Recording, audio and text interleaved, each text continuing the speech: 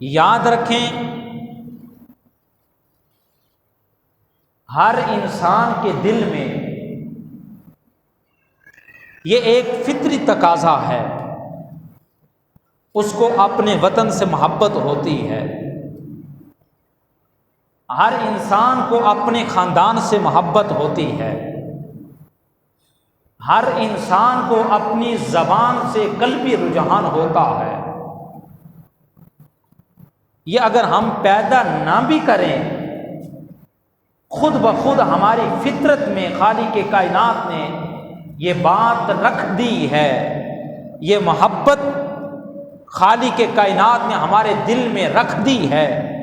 کہ ہم اپنے وطن سے بھی محبت کرتے ہیں، اپنے خاندان سے بھی محبت کرتے ہیں، اور ہماری جو زبان ہوتی ہے اس سے بھی ہم محبت کرتے ہیں۔ انسان چاہے پڑھا لکھا ہو، چاہے ان پڑھ ہو، انسان چاہے شہری ماحول کا رہنے والا ہو، چاہے دیہات کا رہنے والا ہو، جہاں کا بھی ہو، اس کو ان تین چیزوں کے ساتھ قلبی رجحان ضرور ہوتا ہے۔ اس لیے یہ ایک فطری تقاضا ہے، انسان ان چیزوں سے محبت کرتا ہے۔ اور الحمدللہ جب 14 اگست کا دن سال گزر جانے کے بعد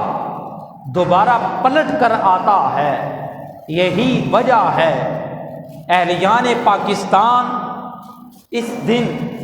جشن مناتے ہیں، اس دن خوشی کا اظہار کرتے ہیں۔ ہر انسان کی خوشی کا اظہار الگ الگ ہے، کوئی خوشی کا اظہار ترانوں کی محفل سجا کے کرتا ہے، کوئی خوشی کا اظہار گلی کوچوں میں نکل جاتے ہیں، وہ گلی کوچوں میں نکل کے اس دن سفر کر کے وہ اپنی خوشی کا اظہار کرتے ہیں۔ کوئی پاکستان کے قیام پاکستان کے عنوان پر محافل سجا کر اس دن اللہ رب العالمین کی طرف سے نعمت کے حصول پر اپنے جشن منانے کا اظہار کرتا ہے، مگر سب کے طریقے اپنی اپنی جگہ پر ہیں۔ آج کمی اس چیز کی ہے، آج اس چیز کو ہم بھول گئے۔ اگر ہم نے وطن عزیز پاکستان حاصل کیا تو اس کا پس منظر کیا تھا؟ وطن عزیز پاکستان حاصل کیا تو اس کی حکمت کیا تھی؟ وطن عزیز پاکستان حاصل کیا، اس کی حکمت عملی کیا تھی؟ کیوں وطن عزیز پاکستان کو حاصل کرنے کی ضرورت پڑی؟ یہ چیز نہ تو ہمیں روڈ کے اوپر گھومتے ہوئے سفر کے دوران جلوس کی صورت میں مل سکتی ہے، نہ تو اس سوال کا جواب قومی ترانوں کی تقریبات کا اہتمام کر کے ان سوالوں کے جوابات مل سکتے ہیں، نہ تو ہمارے لیڈر جب آ کے ٹی وی کی سکرین پہ کھڑے ہو کر وہ تقریر کرتے ہیں، نہ تو ان سوالوں کے جوابات وہ دیتے ہیں۔ آؤ تاجدار کائنات صلی اللہ تعالی علیہ وآلہ وسلم کے غلاموں، قیام پاکستان کی جو حکمت تھی، قیام پاکستان کا جو پس منظر ہے، قیام پاکستان کو ہم نے کیوں معرض وجود میں لایا، پاکستان کیوں حاصل کیا گیا، اس کا ایک جملے میں جواب عرض کرتا چلوں۔ وہ جواب یہ ہے کہ دو قومی نظریے کی بنیاد پر یہ قیام پاکستان معرض وجود میں آیا ہے۔ اب میں آپ کے سامنے دو قومی نظریہ کیا ہے، آپ لوگوں کی سماعتوں کی نظر وہ بات بھی کرتا چلوں، چونکہ یہاں پر میرے سامعین جوان بھی بیٹھے ہیں۔ آج اس پہلو کو دن بدن ختم کیا جا رہا ہے، اور اغیار کو بھی اس بات کا علم ہے کہ جب ان کے اندر سے، ان کے دلوں سے دو قومی نظریہ کا جو پہلو ہے یہ ختم کر دیا جائے گا، پھر مسلمانوں کو زیر کرنے میں، پھر مسلمانوں کو نیچے دبانے میں، پھر مسلمانوں کو شکست دینے میں کوئی دوری نہیں رہ جاتی، جب تک ان کے دلوں میں، ان کی سوچ میں، ان کی فکر میں دو قومی نظریہ کا پہلو موجود ہے، اس وقت تک ہم مسلمانوں کو شکست نہیں دے سکتے، اس وقت تک ہم مسلمانوں کو زیر نہیں کر سکتے۔ آئیے امام الانبیاء کے غلاموں، میں آپ کے سامنے بیان کروں دو قومی نظریے کی بنیاد کیسے پڑی، کیوں پڑی، اس کی کیا وجوہات تھیں۔ 1885 میں نیشنل کانگریس کے بنیاد پر برِ صغیر میں ایک سیاسی تنظیم کی بنیاد رکھی گئی۔ اس میں ان لوگوں نے بنیاد رکھی، کہا کہ ہم نے برِ صغیر سے، ہندوستان سے انگریز کو نکالنا ہے، انگریز سے آزادی حاصل کرنی ہے، چاہے برِ صغیر میں رہنے والے مسلمان ہوں، چاہے برِ صغیر کے اندر رہنے والے ہندو ہوں، چاہے برِ صغیر کے اندر رہنے والا کوئی بھی بندہ ہو، اس کا مذہبی تعلق جس بھی مذہب سے ہو، ہم ایک خطے میں سب بھائی بھائی ہیں، ایک وطن کے رہنے والے ہیں، ہم سب کی آواز ایک ہونی چاہیے، آزادی لے کر رہیں گے، انگریز کو بھگا کر دم لیں گے، سب یکجا جمع ہوگے۔ اس میں بانی پاکستان قائد اعظم محمد علی جناح علیہ الرحمہ نے بھی شمولیت اختیار کی،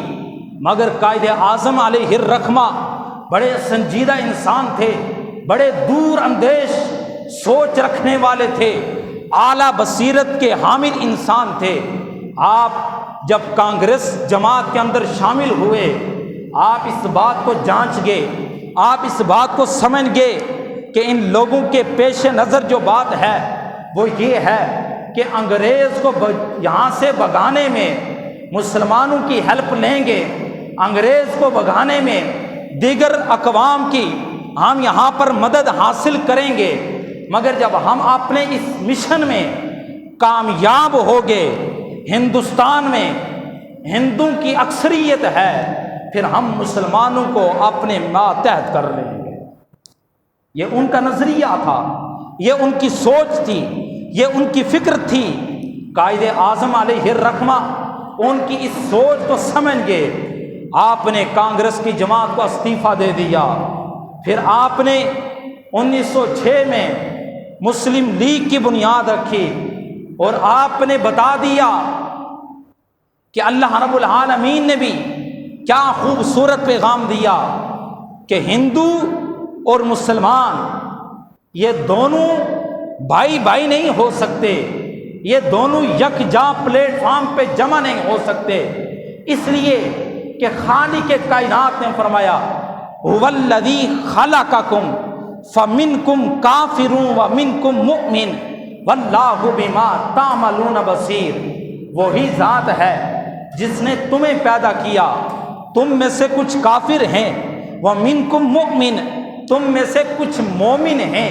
واللہ بما تعملون بصیر، اور اللہ تعالیٰ دیکھتا ہے جو تم کرتے۔ قرآن کریم سے ہمیں دو قومی نظریے کی یہاں سے یہ سمجھنے میں ہیلپ مل رہی ہے کہ ہندو اور مسلمان دونوں یکجا نہیں ہو سکتے، دونوں ایک پلیٹ فارم پہ جمع نہیں ہو سکتے۔ ساتھ ہی آقائے دو جہاں، سرور کون و مکان، امام الانبیاء صلی اللہ علیہ وآلہ وسلم کی حدیث آپ کی سماعتوں کی نظر کرتا ہوں۔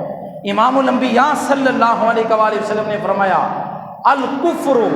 ملت واحدہ، کفر ملت واحد ہے۔ یہ جتنی بھی قومیں ہیں، چاہے کوئی فرانس کا رہنے والا کافر ہو، چاہے ہندوستان کا رہنے والا ہندو ہو، چاہے برطانیہ کا رہنے والا ہو، چاہے وہ امریکہ کا رہنے والا ہو، چاہے وہ کسی بھی ملک کا رہنے والا ہو، الکفر ملت واحدہ۔ یہ نہیں ہو سکتا کہ انگریز کو یہاں سے ہم بھگا دیں، وہ برطانیہ کے الگ لوگ ہیں، ہندو الگ لوگ ہیں، یہ نہیں، بلکہ الکفر ملت واحدہ، کفر ملت واحد ہے۔ یہ جہاں کے بھی ہوں، جس ملک کے رہنے والے ہوں، ان سب کی سوچ ایک ہے، ان سب کا نظریہ ایک ہے، ان سب کی فکر ایک ہے، ان سب کا مشن ایک ہے۔ وہ مشن، ان کی سوچ اور ان کی فکر کیا ہے؟ ان سب کا مشن یہ ہے کہ اسلام کی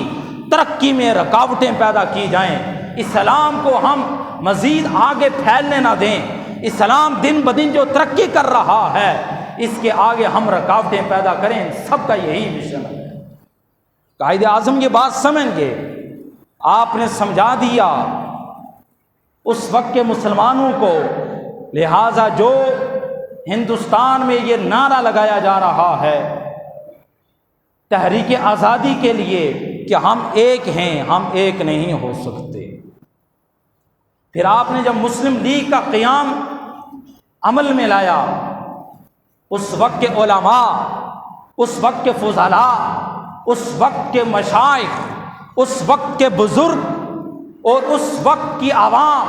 اس وقت کے مسلم